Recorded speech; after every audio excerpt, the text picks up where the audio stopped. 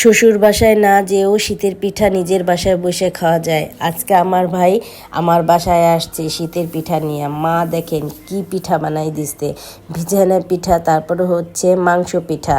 অবশ্যই আমার জামাই মাংস পিঠার থেকে ভিজানো পিঠাটাই সে বেশি পছন্দ করে। এই তো সে তার 2 ছেলে নিয়ে খাইতে বসে গেছে। আমি জিজ্ঞাসা করলাম, আচ্ছা ভিজানো পিঠাটা কেমন হয়েছে? বলে কি অনেক মজা হয়েছে, আমি তো ভিজানো পিঠাটা বেশি পছন্দ করি। আমি বললাম একটু মাংস পিঠা খাওয়া, বলে না আগে আমি একটু ভিজানো পিঠা খাই। সে যে 2 ছেলেকে নিয়ে খাচ্ছে, ছোট ছেলেকে খাওয়াই দিচ্ছে, সাথে বড় ছেলেকেও দিচ্ছে।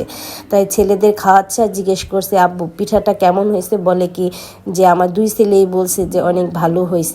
তারপরে সে যে তাকে আবার মাংস, সে প্রথমে আগে ভিজনে পিঠাটা খাইছে, তারপরে যে এখন সে মাংস পিঠা খাচ্ছে। তা আমি বললাম আচ্ছা ভিজানো পিঠাটা অনেক ভালো হয়েছে, ঠিক আছে, তাই মাংস পিঠাটা কেমন হয়েছে? বলে না মাংসটা অনেক মজা হয়েছে। মাংসটা অবশ্যই আমার ভাই বউ রাঁধছে। তা আমি বললাম এটা তোমার শালার বউ রাঁধছে, বলছে অনেক মজা।